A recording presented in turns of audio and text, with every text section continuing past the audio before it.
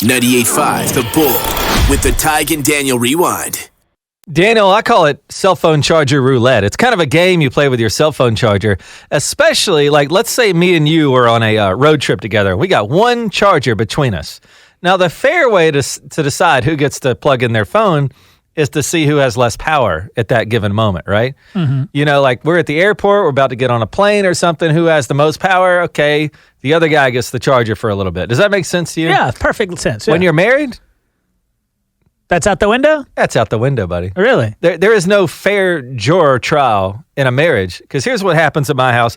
You know how chargers are so fickle? I mean, they work for a while, but then eventually you're to a point where you're having to wiggle it in there to get it to charge. And you know all that's going on? Yeah. And eventually the charger just goes out. Well, every time me and my wife have gone down to one charger in the house for a night or two before we can get a new charger, she wins every time. But she pretends to care, and what she'll do is I'll have my phone charging up in the kitchen or something, and she'll walk in there, and she'll open up my phone, and she'll look at my percentage. Pretending, I think she's lying, to be honest. Because let's say I'm at 30%. Magically, she's at 29%. But I never get to see her charge. And I think that sometimes I'm getting lied to a little bit about this charger. You think she's fibbing? I think she's unplugging mine no matter what my power shows so that she can get to 100%. Y'all sound like teenagers. You ever been with a teenager when their thing gets below about 20%, they start to really panic.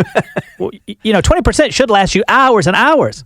There's I don't know if it's a term or not, but 15, 20, 25 years ago, humans didn't know cell phone charge anxiety. Because have you ever been heading somewhere? Like this happened to me the other night. I ordered an Uber, and I was good on power when I ordered the Uber, 30% or so. However, I was concerned that I would not have enough power to call an Uber back. You ever been through that? Oh, yeah. If I don't have my GPS on my phone, if my phone dies, I'm lost, man. For real, like search party lost. I've been to Woodland Hills Mall many times.